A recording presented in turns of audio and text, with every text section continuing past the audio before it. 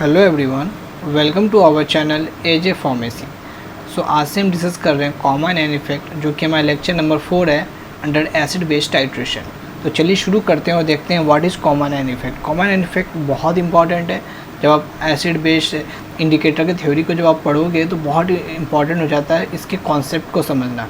तो चलिए देखते हैं ये कॉमन एन इफेक्ट होता क्या है, और कुछ एग्जाम्पल्स को लेंगे और उस एग्जाम्पल से हम समझेंगे कि ये कॉमन एन इफेक्ट होता क्या है।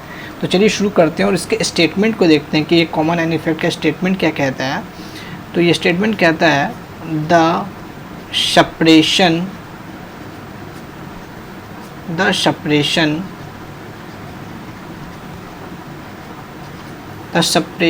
in dissociation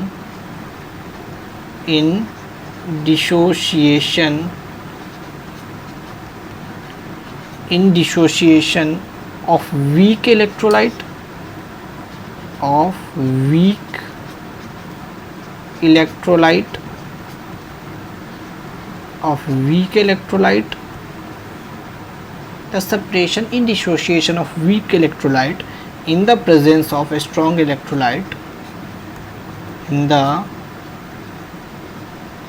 presence of a strong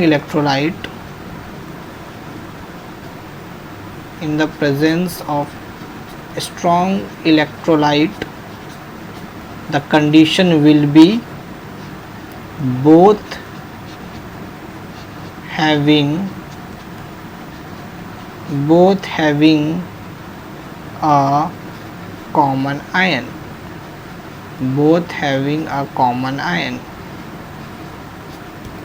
तो ये हमारा टर्म है जो कि हम बात करें कॉमन एन इफेक्ट का। तो इसमें होता क्या है, आप इसके स्टेटमेंट को ध्यान से समझो। अगर आप इसके स्टेटमेंट को समझोगे तो डेफिनेटली आपके कॉन्सेप्ट बहुत अच्छे तरीके से क्लियर होंगे।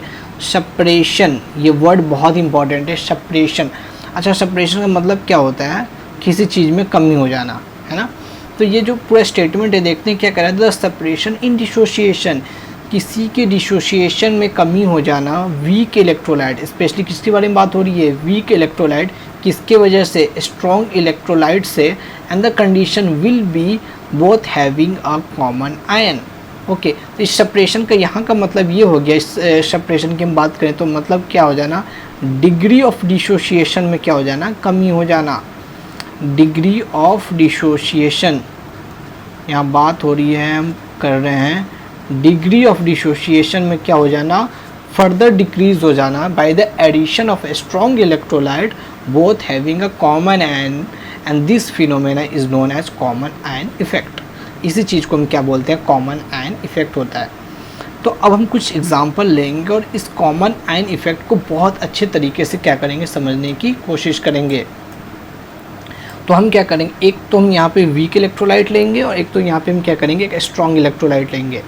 तो हम पहले लेते हैं कि वीक इलेक्ट्रोलाइट, हम लेते हैं कोई भी एक weak electrolyte. For example that is HCN, that is a weak acid. और हम दूसरा इलेक्ट्रोलाइट ले लेते हैं जो कि हमारा स्ट्रॉन्ग हो जाएगा, क्योंकि हमने CN लिया है तो हमें क्या करना है? सेम आयन रखना है। तो हम ले लेते हैं KCN, that is potassium cyanide, और ये हमारा क्या है? एक स्ट्रॉन्ग इलेक्ट्रोलाइट। अच्छा, ये क्वेश्चन बहुत आ जाता है कि ये कोई भी सॉल्ट, ये सॉल्ट है ना, यहाँ पे हम बात करें सॉल्ट की हम बात कर रहे हैं, ठीक है। तो अब आप ध्यान से देखोगे ये जो CN माइनस है ये आया कहाँ से? ये आया है आपको, अब ध्यान से देखो, HCN से आया ना। ध्यान से देख रहे हो आप, इस चीज़ को देखोगे तो समझ आएगा। तो अब बोलोगे कि ये स्ट्रॉन्ग इलेक्ट्रोलाइट हुआ कैसे?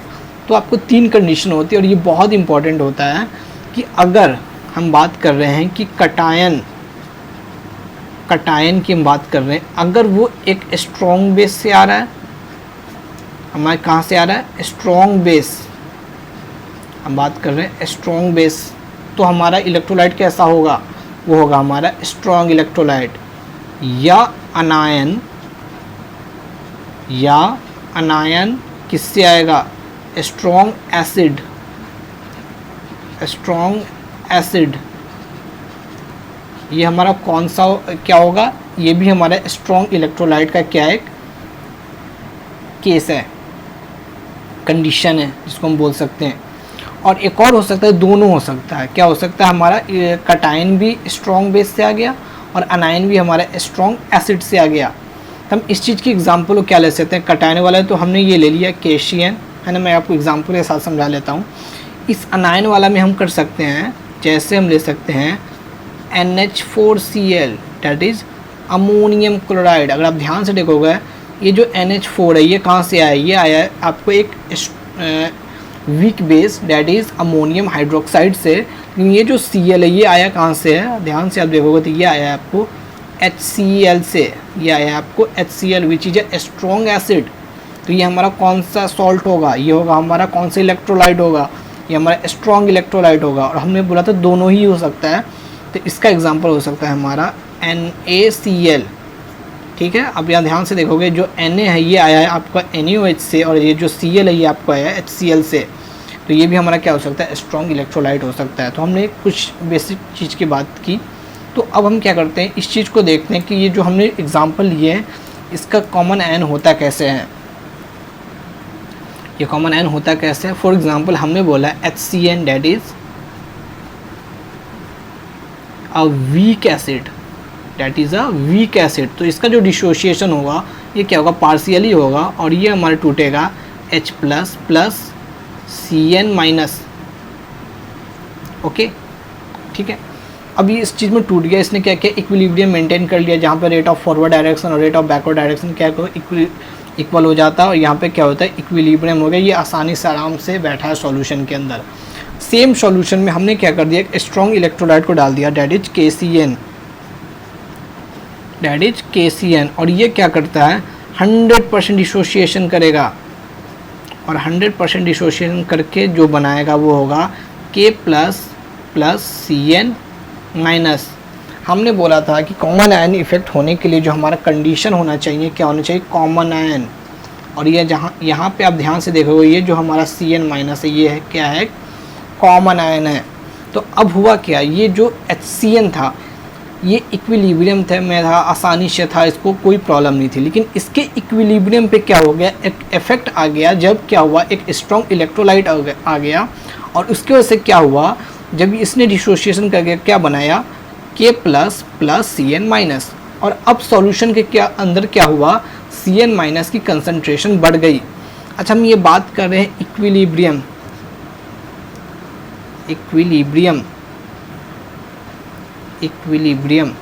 और इक्विलिब्रियम का मतलब ही होता है कांस्टेंट या सेम।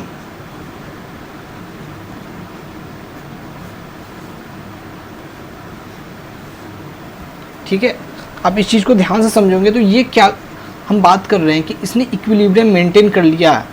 अब इसकी इक्विलिब्रियम पे क्या हुआ, इफेक्ट पड़ गया है after the addition of strong electrolyte.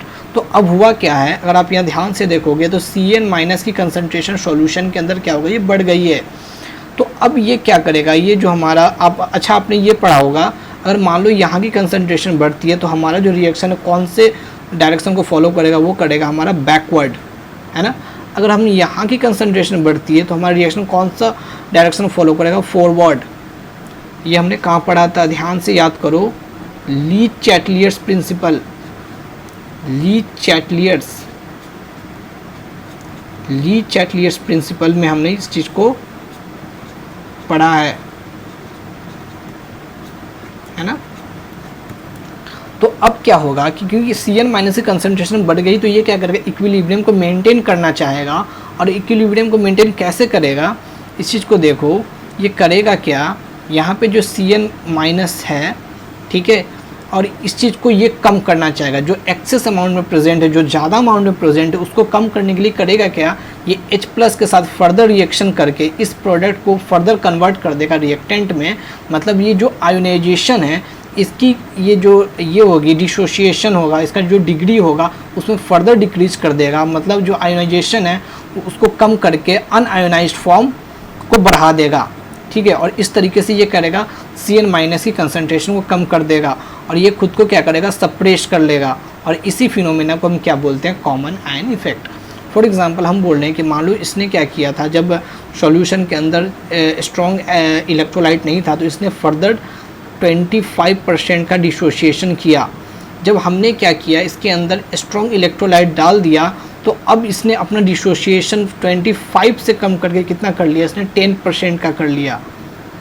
और किसके वजह से क्या, क्योंकि इसमें क्या था, एक कॉमन आयन था, और इसी फिनोमेना को हम बोल रहे हैं कॉमन आयन इफेक्ट।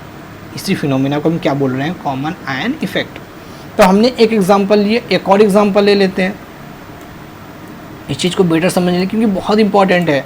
मैं आपको एक बार और बोल रहा हूँ, it is a VVI, it is a VVI। अब एक और ले लो आप, वीक इलेक्ट्रोलाइट, और हम ले लेते हैं अमोनियम हाइड्रोक्साइड NH4OH, और हम ले लेते हैं स्ट्रॉन्ग में NH4Cl, that is ammonium chloride. अब ये जो हमारा NH4OH है, इट्स अ वीक इलेक्ट्रोलाइट, तो इसका जो आयनाइजेशन होगा या डिसोसिएशन क्या होगा, पार्शियली होगा, बहुत कम होगा। तो ये हमारा जो टूटेगा वो टूटेगा NH4 प्लस OH माइनस।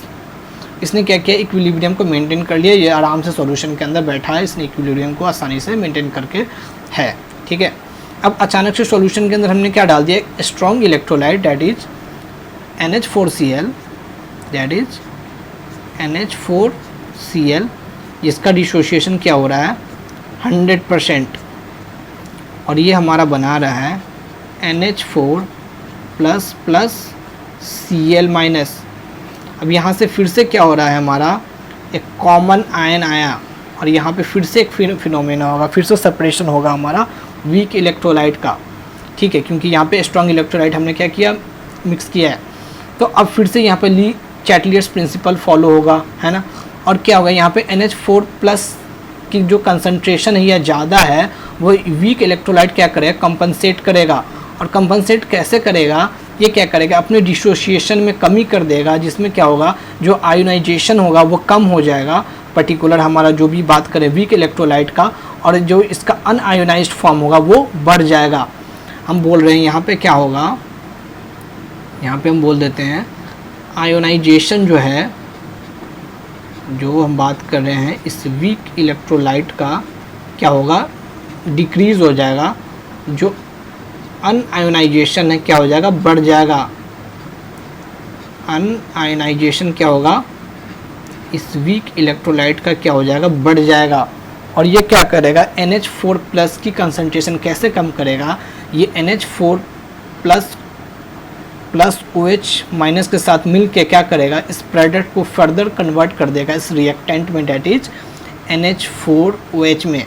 और क्या होगा, इससे क्या होगा, हमारा NH4 प्लस की क्या होगी, कंसंट्रेशन कम हो जाएगी, और ये फिर से क्या हो जाएगा, एक इक्विलिब्रियम को मेंटेन कर देगा। और इसमें क्या होगा, इसके वजह से क्या हुआ, हमारा जो वीक इलेक्ट्रोलाइट का था क्या हुआ, सेपरेशन हुआ।